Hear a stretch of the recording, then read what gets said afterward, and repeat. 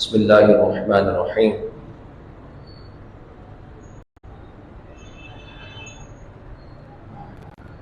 الحمدللہ، ایک بار پھر ہم اللہ کے حضور حاضر ہو کر نماز عشاء و تراویح ادا کر چکے ہیں۔ اللہ تعالیٰ ہماری اس عبادت کو اپنی بارگاہ میں قبول فرمائے۔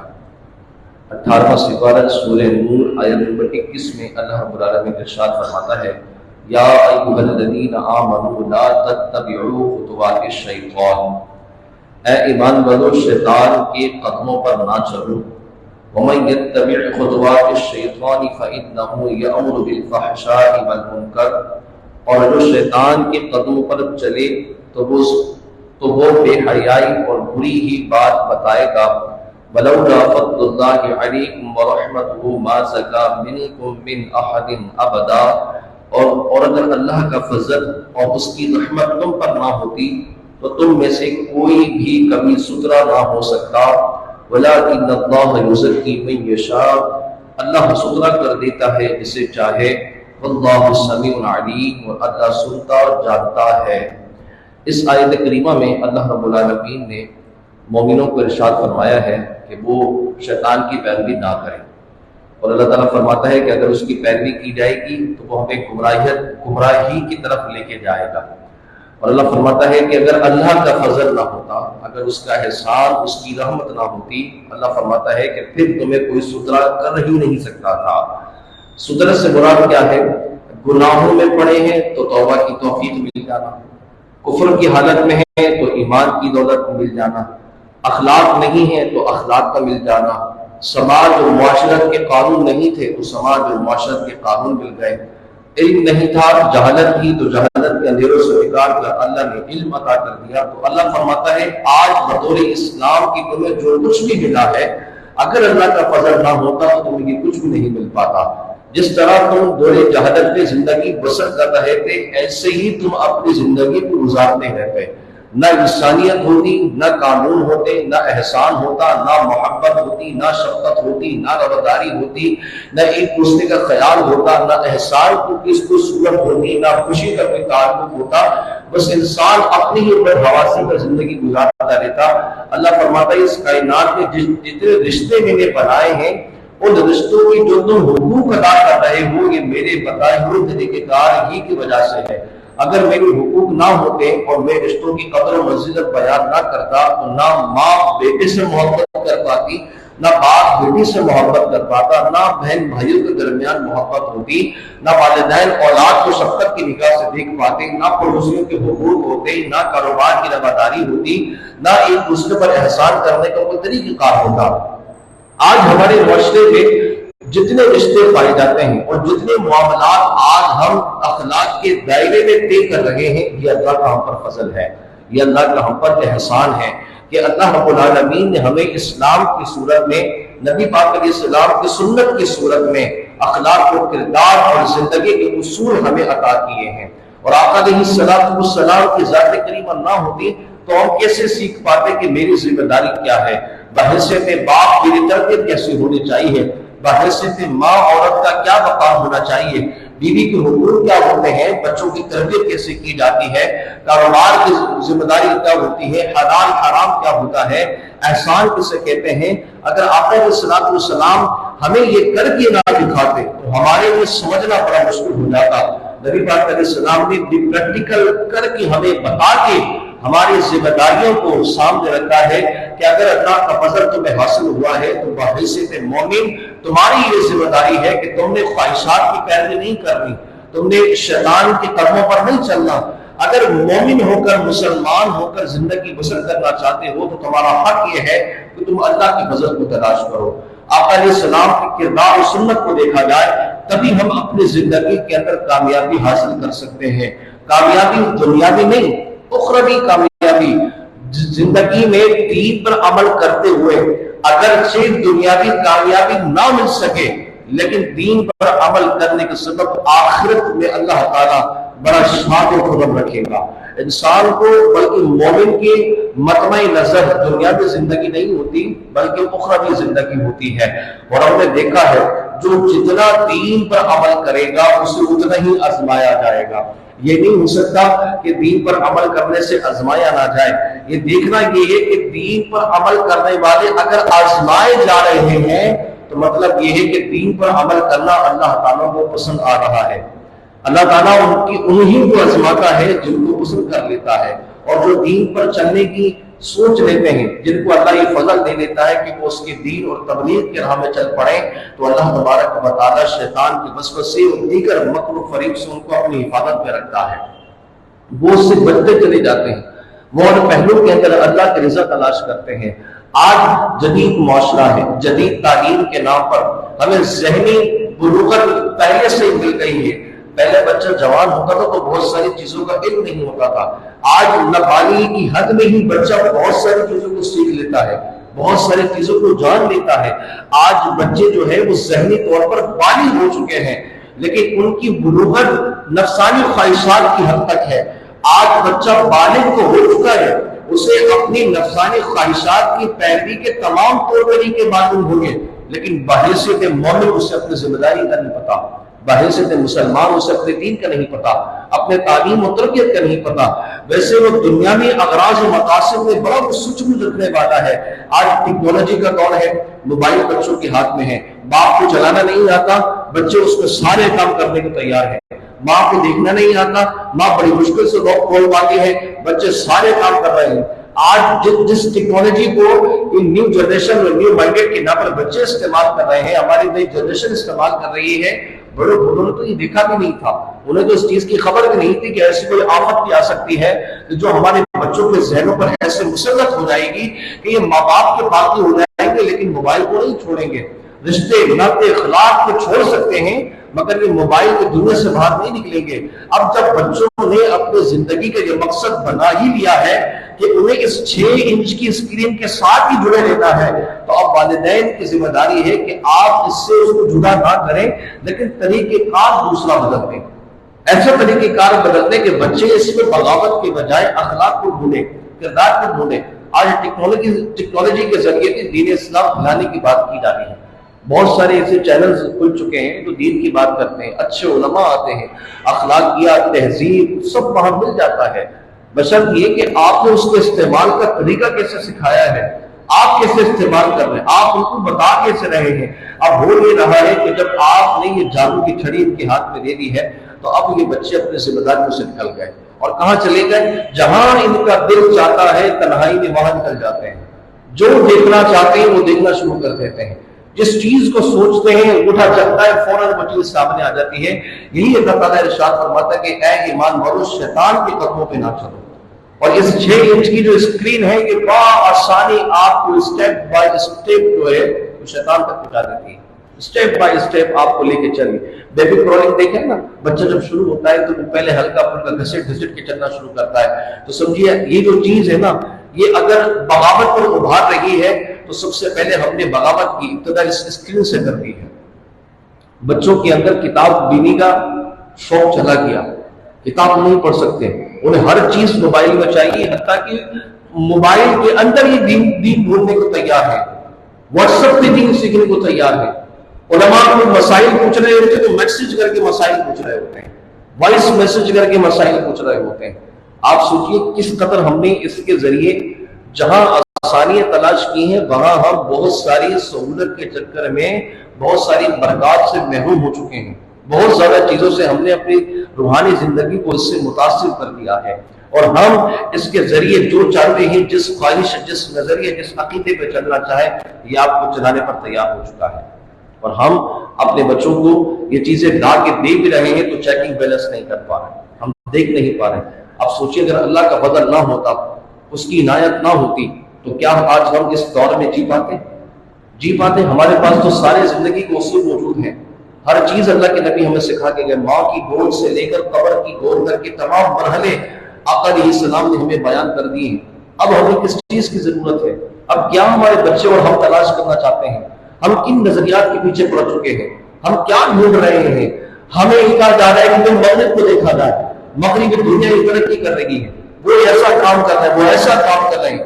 آپ ان کے کام کو نہیں دیکھو، آپ یہ دیکھو کہ اس معاشرے کے اخلاق تباہ ہو چکے ہیں. وہاں اخلاق اور تہذیب نام کی کوئی چیز نہیں ہے، ان کا کوئی اخلاق نہیں ہے. آج بھی بچے کو اسکول میں داخل کیا جاتا ہے کہ وہاں ماں کا نام پوچھا جاتا ہے، باپ کا نام نہیں پوچھا جاتا. ان کے جو آئیڈینٹیفائنگ جو ہوتی ہے وہ ماں کے نام سے کی جاتی ہے، باپ کے نام سے نہیں کی جاتی. آپ سوچیں جس معاشرے کی تہذیب میں اتنی بڑی بد اخلاقی ہو کہ بچے حرام کہانی سے پیدا ہو رہے ہوں، آج آپ اپنے بچوں کو ان جیسا بنانا چاہتے ہیں. آپ انہیں دکھا رہے ہیں، آپ ان کا نصاب آپ اپنے بچوں کو پڑھا رہے ہیں. آپ کے پاس ہر چیز موجود ہے. کون سی ایسی تعلیم ہے جس تعلیم کے اندر اسلام ہماری رہنمائی نہیں کرتا، لیکن ہم نے نصاب کو الگ الگ کر دیا.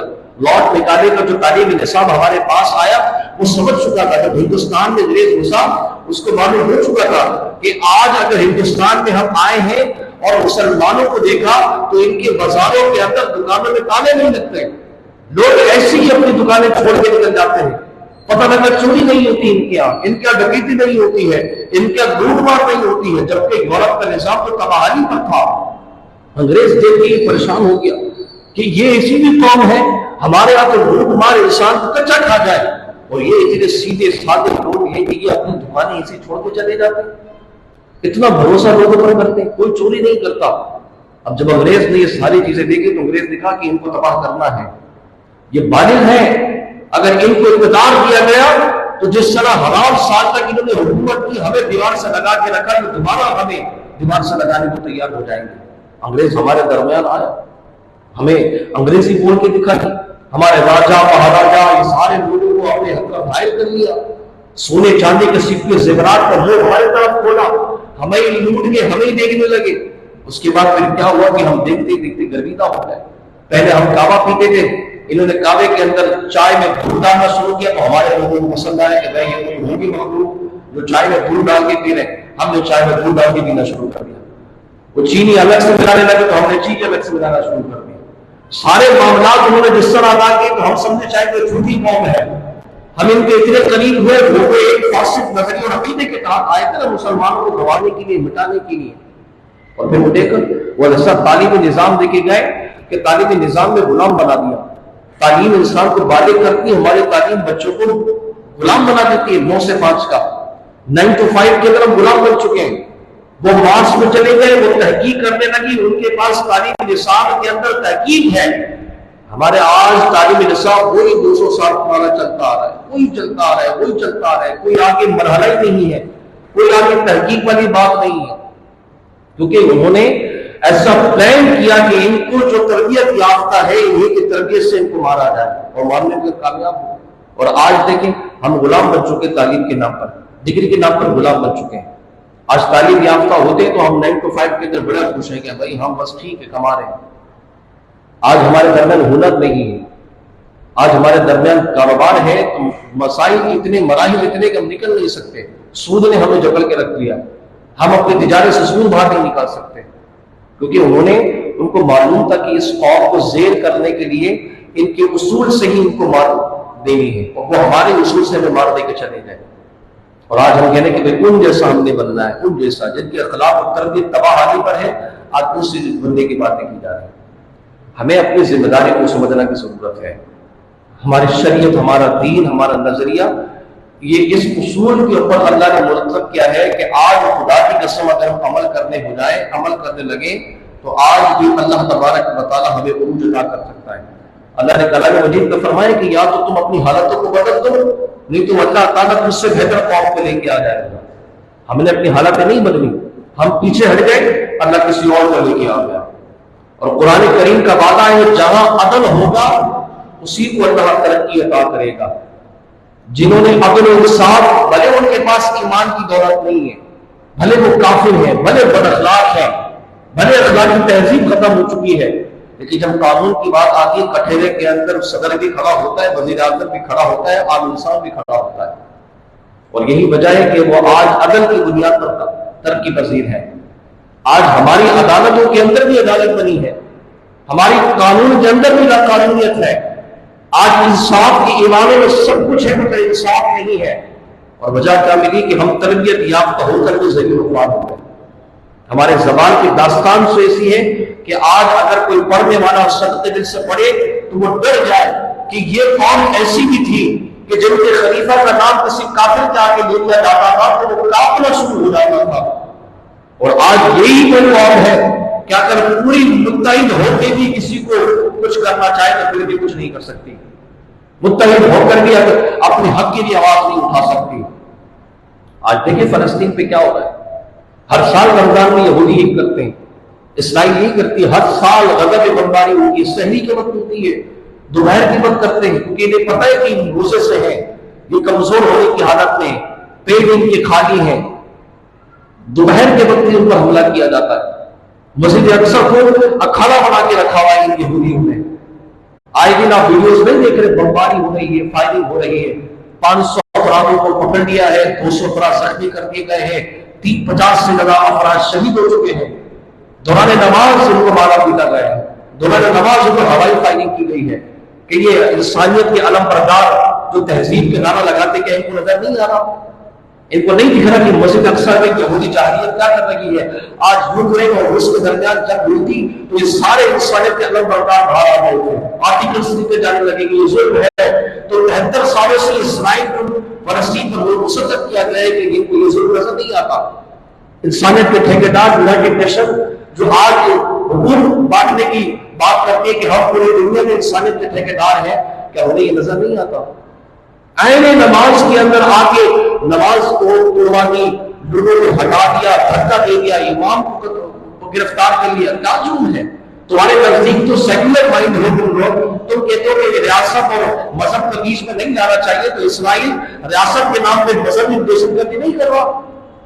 اگر آپ یہ کہتے ہو کہ ہمارا ایجنڈا یہ کہ ہم سیکولر ہیں، ہر ایک کو حقوق ملنا چاہیے، تو پھر اسرائیل فلسطینیوں کو حقوق کیوں نہیں دے رہا عبادت کرنے کا؟ کیوں ان کو مسجد اقصی سے روکا جا رہا ہے؟ تمہاری ذاتی پراپرٹی ہے، تمہارے باپ دادا کے بعد جب اللہ نے تمہیں اقتدار دیا تھا تب تو تم نے نبیوں کو قتل کر دیا، تب تو نبیوں کو باہر نکال دیا۔ آج تم جو کہتے ہو کہ یہ ہماری پراپرٹی ہے، جب اللہ کے نبی علیہ السلام کے اوپر دین آیا تو تم یہ کہتے ہو کہ ہماری جاگیر ہے۔ 2000 سال تک 10 مذہب کی ٹھوکریں کھا رہے تھے، اپنی جاگیر کی کوئی حفاظت نہیں کی۔ آج اللہ کے نبی کی صورت میں اللہ رب العالمین نے سارے کائنات اللہ کے نبی کے اختیار میں دے دی، تو آج یہ کہہ رہا ہوں کہ یہ ہماری سرزمین ہے۔ دراصل اسلام سے یہودی سب سے زیادہ نفرت اس لیے کرتا ہے کہ قرآن نے ان کے کالے چٹوں کو کھول دیا ہے۔ قرآن نے جس طرح ان کو ذلیل و رسوا کیا ہے، تاریخ میں انہوں نے اس طرح کی ضلالت نہیں دیکھی۔ قرآن نے ان کے تمام حقائق بیان کی گئی، کس طرح کے چور ہے، کس طرح کے قاتل ہے، نبیوں کو قتل کرنے والے، شریعت کا مذاق اڑانے والے، حضرات انبیاء کی توہین و گستاخی کرنے والے، خدا کے نام پر لوگوں کو اپنا جو ڈھونس دکھانے والے یہ لوگ ہیں۔ اللہ فرماتا ہے بغوی متعانی وذلت والمسکنہ، پوری دنیا میں اللہ کو ذلیل و رسوا کر دیا ہے۔ آج بھلے اسرائیل کے خلاف کوئی بات نہ کرے، لیکن ویڈیوز کے ذریعے جو ان کی جاہلیت پوری دنیا میں پھیل رہی ہے، ذلیل و رسوا ہو چکے ہیں، لوگوں کو پتہ لگ گیا کہ کتنی گندی نصیحت والی گندی قوم ہے۔ ہٹلر نے کہا تھا کہ میں ان کو مار کے جا رہا ہوں، آج مجھے برا تو کھا جا رہا ہے، لیکن جب جن لوگوں کو میں نے چھوڑا ہے نا یہودیوں کو، تو میں بعد میں پتہ لگے گا کہ میں نے ان کو کیوں مارا تھا۔ اور حقیقت میں یہ بات ہے، آج پتہ لگ رہا ہے، سارے مر جاتے تو ختم ہو جاتے، لیکن اللہ تعالیٰ نے بھی آزمائش کے لیے مٹھی بند لوگوں کو ہم پر مسلط کر کے دیکھو، اگر تم نے اپنے دین کی حفاظت نہ کی، تم نے اپنی ذمہ داری کو نہ سمجھا، یہ حال ہوگا۔ اور وہی ہوا جب ہم نے اپنی ذمہ داری کو نہیں سمجھا، اپنے معاملات کو نہیں دیکھا، تو آج دیکھیے نہ ہمارے بچوں پر رحم کیا جا رہا ہے، نہ بزرگوں پر رحم کیا جا رہا ہے، اپنی تہذیب اور اخلاق سے آگے نکل گئے ہم اور نفس کی خواہشات کی پیروی میں لگ گئے۔ آج مسلمان ہم ہیں نہیں، مسلمان پکے نہیں بن پا رہے، ہم کہہ رہے ہیں کہ ہمیں ٹرانسجینڈر کے حقوق چاہیے۔ بھائی اپنے مسلمان ہونے کا حق تو ادا کرو پہلے آپ، پھر کسی دوسرے کے حق کی بات کرنا۔ مسلمانوں نے کہا ہم نے ادا کیا ہی نہیں ہے، ہم کہہ رہے کہ عورتوں کو حقوق میں ملنا چاہیے۔ اسلام میں کامل طور پہ عمل کرنے لگو، سارے حقوق تمہیں نظر آنا شروع ہو جائیں گے۔ آج ہم اپنی ذمہ داریوں سے ناگاہ ہیں، پیچھے ہٹ چکے ہیں۔ خدا را آپ یہ بچے ہیں، آپ والدین ہیں، اپنے بچوں کو دیکھیں، ان کی تعلیم اور اخلاق اور تہذیب کو دیکھیں کہ ان کی ذمہ داریاں کیا ہیں۔ کاش کہ اگر ہم ذمہ داری کر سکیں تو ہو سکتا ہے میں اپنے گھر کو ٹھیک کر دوں، ضروری نہیں پوری دنیا کو ٹھیک کرنے کا ٹھیکہ دوں۔ اپنے گھر کو بھی ٹھیک کر دوں گا تو میرے گھر سے چراغ جلے گا تو کوئی اور بھی جلنا شروع ہو جائے گا، کسی اور کے گھر کا بھی چراغ جلے گا، چراغ سے چراغ ملیں گے تو کائنات روشن ہوگی۔ میں اپنی ذمہ داری کو سمجھوں، اپنے معاملات کو دیکھوں تبھی مجھے کامیابی مل سکتی ہے. اللہ سے دعا کرتے ہیں باری اللہ ہمیں اپنی ذمہ داری کو سمجھتے ہوئے اس پر عمل کی توفیق عطا فرمائے. آخر دعوانا الحمدللہ رب العالمین. بسم اللہ الرحمن الرحیم. اللهم صل وسلم وبارك على سيدنا ومولانا محمد وعلى اله وصحبه وسلم. اللهم ربنا آتنا في الدنيا حسنة وفي الآخرة حسنة وقنا عذاب النار. صلى الله تعالى على خير خلقه محمد وآله وصحبه أجمعين. الحمد لله رب العالمين.